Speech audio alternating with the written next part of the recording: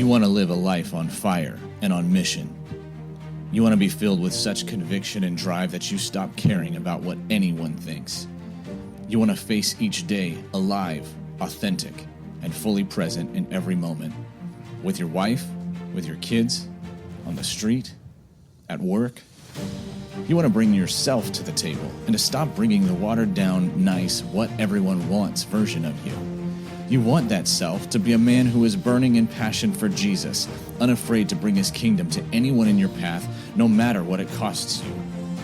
You want to love the one in front of you without fear, without needing love back, and without reserve. You want to husband well. You want to father well. You want to shepherd your life well. You want to be a safe pillar for anybody around you. You want to experience God for real, to not just believe, but to know that he's got you and that he'll show up on your behalf, that he'll show up through you. You want to get to the end of your race and say, yep, I gave it everything. Jesus, you know I'm all in. And you want to know just how to get there. Welcome to Man, Warrior, King. I'm your host, Matt Hallock. Congratulations. You're among the violent, taking the kingdom by force. You're among the chosen, answering the call to rise above yourself. You're in the forge, being stripped down and strengthened, and you will rise stronger, solid, unshakable. You are a man. You're a warrior. You are a king.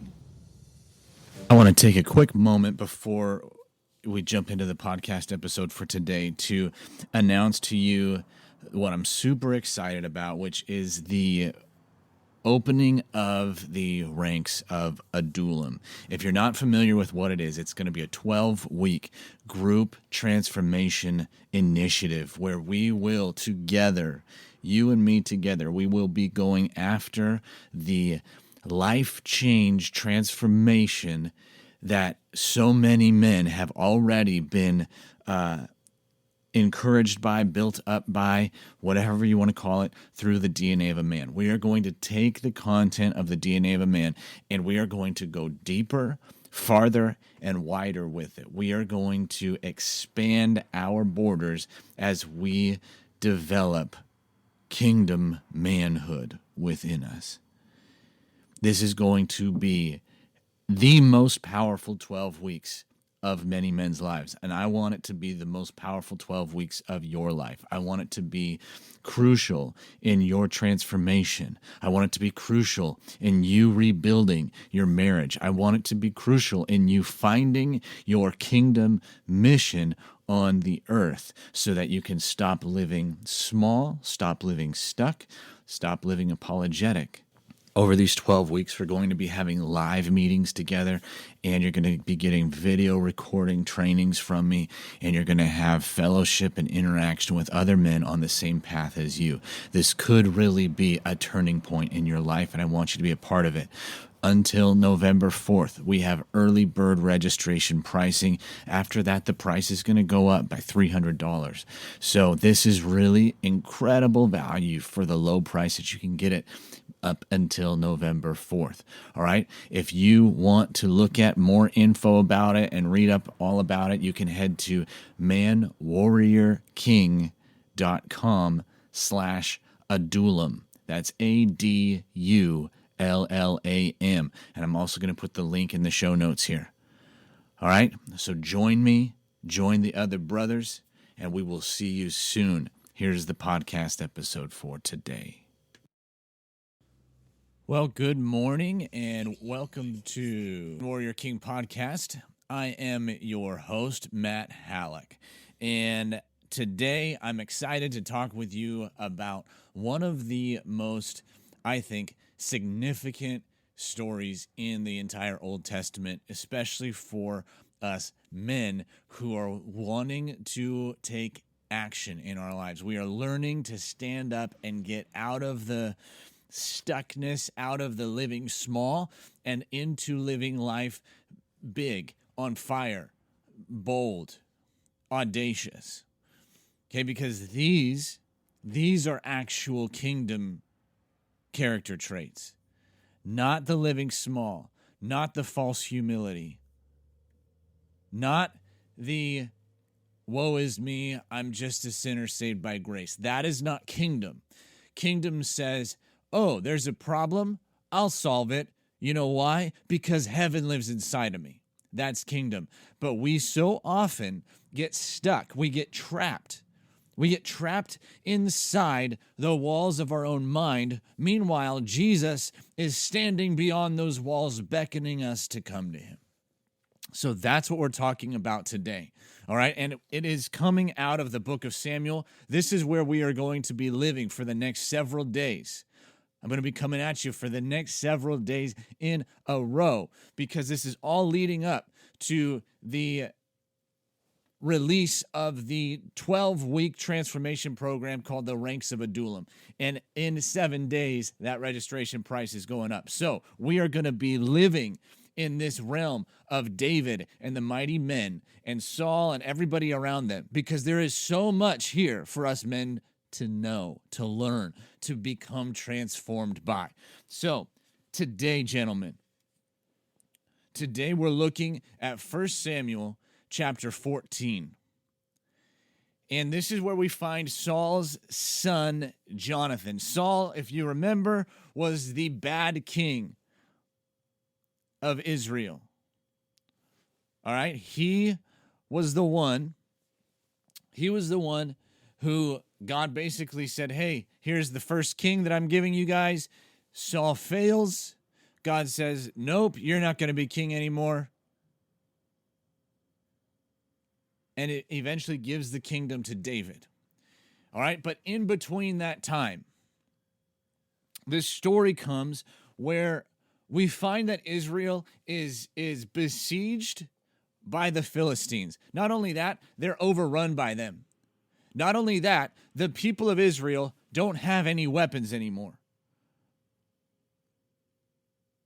The Philistines had taken all their weapons away and prevented them from being able to go and bring their farm tools to blacksmiths to get them sharpened to turn them into weapons. The Bible lays this out for us in chapter 13. All right, so chapter 14, we come where Saul and his army and Jonathan, Saul's son, are encamped, figuring out what the heck are we going to do against these Philistines. The problem is that the people of Israel don't have weapons, and it says specifically that only Saul and Jonathan do. All right? So Saul is basically sitting around wondering what the heck to do, and his son Jonathan, in the beginning of chapter 14, he says to his armor bearer, hey, come on, let's go over to the Philistine camp on the other side. But Jonathan didn't tell his father. So Jonathan has this idea, and I have to wonder, the Bible doesn't say anything about it other than the fact that it does later show us how Jonathan has more allegiance to David than to his own dad. All right, so we know that about him, but I have to wonder if Jonathan knows his dad's character. And if he knows that his dad doesn't have the grit, the drive, the faith to push forward when all the tables are turned against him. And it reminds me of when Jesus was on the earth and he moved people out of the room sometimes before he performed a healing miracle. And I wonder if it's because he's saying, hey, I understand how you're feeling, people, but I need you out of here because I have a mission to bring healing, and right now your lack of faith, your self-absorbed emotionalism is getting in the way of what the Father wants to do. And I wonder if Jonathan is thinking the same way, where he's like, listen, we have got to take care of these enemies, and I'm not going to tell my dad about it because who knows what he's going to do to get in the way. And if you listen to the last podcast episode for a couple episodes ago, I believe it was episode 39, about the nice guy syndrome and how King Saul was the epitome of a nice guy. If you listen to that,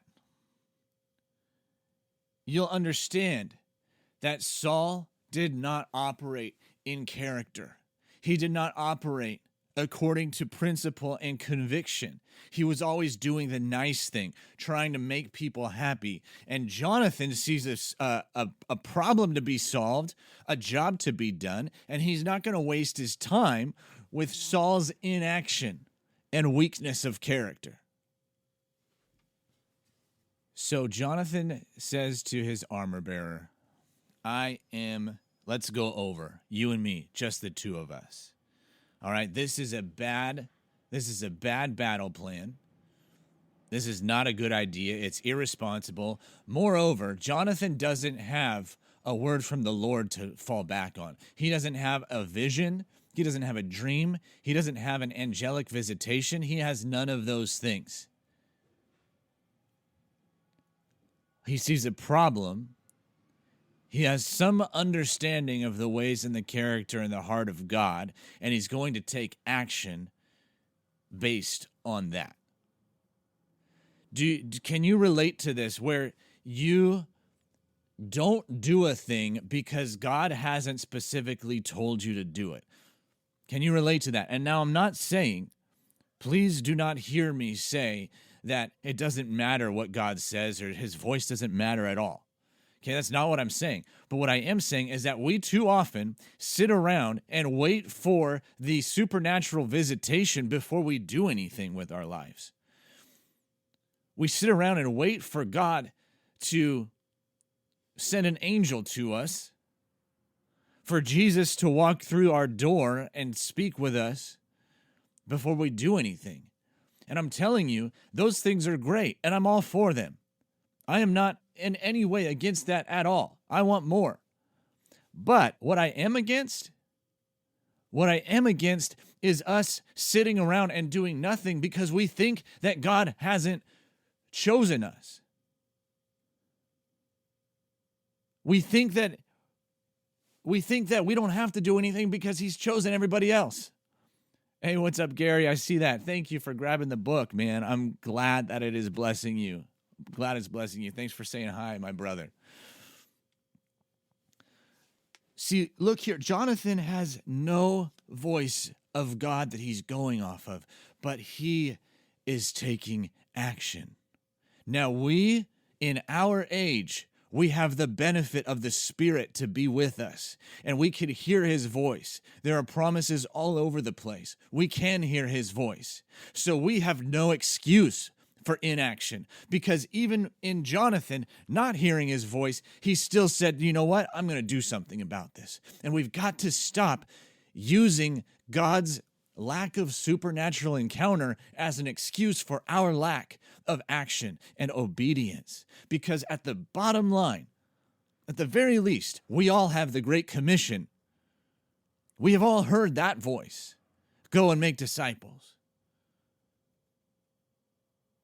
There is nobody exempt from that. We have all heard the voice of Jesus saying, hey, these signs are going to follow those who believe. They're going to lay hands on the sick and they will recover. They will cast out demons. We've all heard that voice. There is no excuse. So Jonathan takes action and he says to his armor bearer, let's go. So they go, they move their location. And he says again to his armor bearer, come, let's go over to the garrison of these uncircumcised Philistines.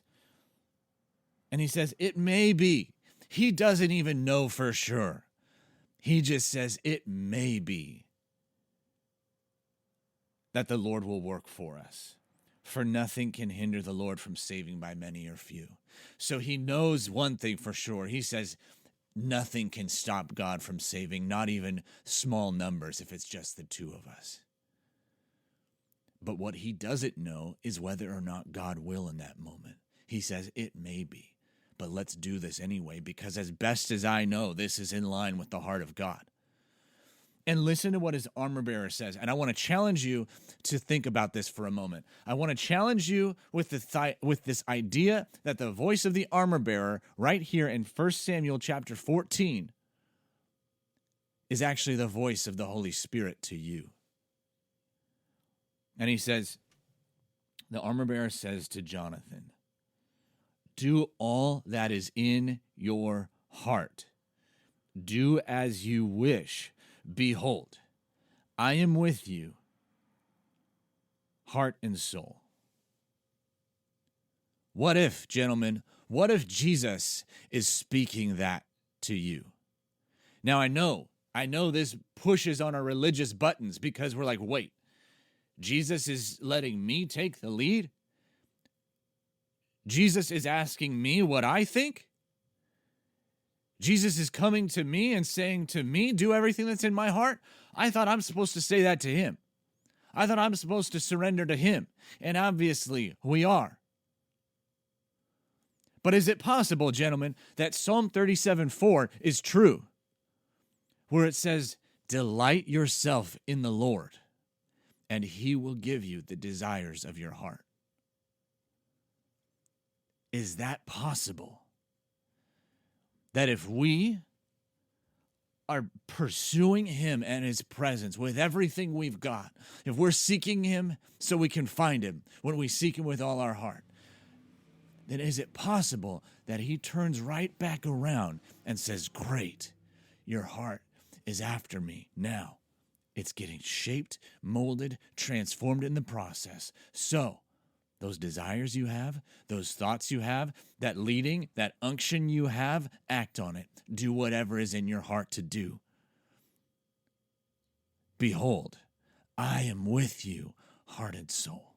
That sounds like the voice of God to me. Jesus says he would never leave us or forsake us. In Jeremiah, God says that I've planted you in this land for your good with all my heart and all my soul.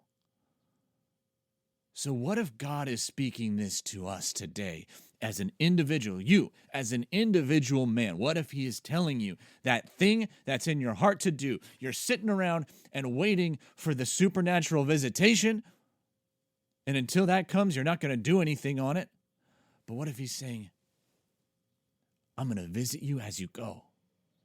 I'm going to visit you in the going. Do what's in your heart. Stop sitting around and taking no action. You feel like you're not worthy. You feel like things aren't put together in your life enough. You think that you're not cut out to stop and pray for somebody on the street and see Jesus heal them. You are wrong. You are wrong. You are the hands and feet of Jesus. You think you're not cut out to lead somebody to the presence of God? You are wrong. You are very wrong. If you are worth the blood of Jesus, then you are worth stopping to bring the kingdom to others. Then you are worth transforming your workplace into a realm of heaven where you show up every day and you bring the fire and the presence instead of just getting through because you're trying to make it to this mythical level where finally you'll be able to be used in ministry. I'm sorry, that's false. Jonathan sees a problem and he solves it. What problem is in your world to solve? You feel like you're not the man cut out to bring healing and health to your marriage? You're wrong. It's time to start taking action and stop sitting on the sidelines just hoping and wishing that God is going to bring about the healing without you getting in the game. I'm all in favor of the power of God doing miraculous transformations. But I know in my marriage, he spoke to me and he told me, Matt, I'm going to meet you on the battlefield, not on the sidelines. So get up and get in it. And you know what? God meets Jonathan. He doesn't tell him that it was a stupid idea, that it was a stupid plan. He doesn't abandon him to die. No, God meets Jonathan in the battle plan that Jonathan created all on his own. That was a terrible battle plan. God meets him. he routs the Philistines, so much so that the camped people of Israel on the other side of the ravine can hear the tumult. They can hear the chaos. And Jonathan's single risky act of faith motivated all these other guys who were sleeping, who were lazy, who were afraid, who were doubting. He motivated all of them to get up off of their butts and go get in the battle. And more than that, Jonathan's single act of crazy faith motivated the traitors, the ones who had left Israelites and joined the Philistines. They came back and they fought against the Philistines. And more than that, the people who had run away and were hiding in caves came out of hiding and said, oh, there's hope. I'm going to go fight. So this is for you. You have the ability. You have within you, because the kingdom lives inside of you, the ability to turn traitors back to the Father. You've got the ability to get the lost and the fearful, the ones who are in doubt and broken down, to get them to stand up and rise up and go fight again. That is you. That is you. But we've got to get out of our heads. We've got to get this stupid mind game that we all lose to. We've got to get that thing gone.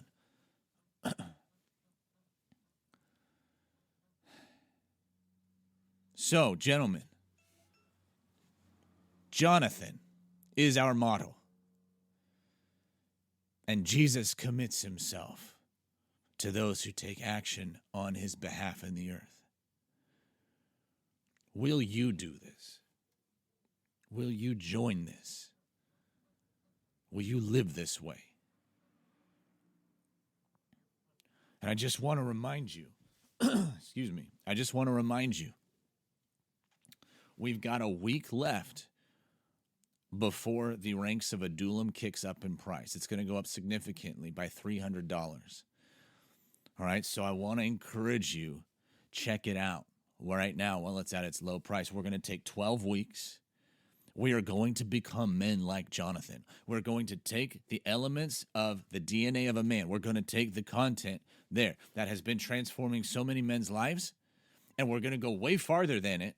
We're going to go way deeper than it goes. We are going to construct action plans. We are going to construct our manifesto for life. We are going to discover who we are to become the men that are strong and unshakable, that can be agents of healing and transformation in our world. We are going to go deep with this stuff, gentlemen. We're going to redeem our past. We are going to discover who we are in the present. We are going to determine, we are going to decide on who we will be in the future. We are going to start chasing after our goals. We are going to take action in walking in miracles and getting outside of our shell. We are going to choose a mountain to move. We are going to learn how to pray to move mountains, and we are going to learn how to be agents of healing in our marriage. We are going to become kingdom husbands whose wives can't help but want them. This is what's going to happen for 12 weeks, all right? It's called the Ranks of Adullam. That's why we're talking in the podcast right now about all of these different stories around David and his mighty men. Because the cave of Adullam is where the men who were low, weak, in debt, bitter, and distressed came, and they became the fiercest warriors the world has ever known. So I want to encourage you to check it out. You can go to manwarriorking.com/Adullam. You can also click the link in the description of this episode, and it'll take you there. Until next time, gentlemen, God bless you. Much love. We can do this. This is Matt Hallock signing off and thanking you again for being a part of the Man Warrior King community. If you want more, head over to manwarriorking.com. And please remember to take just a couple seconds to subscribe on iTunes and to leave a 5-star rating and a review so that more and more men can join us as we become awesome. You are a kingdom man. Go out, take more ground, push back darkness. Remember, you bring value into your home, your work, and your circle. You are not a taker, you are a giver. Abundance is your atmosphere.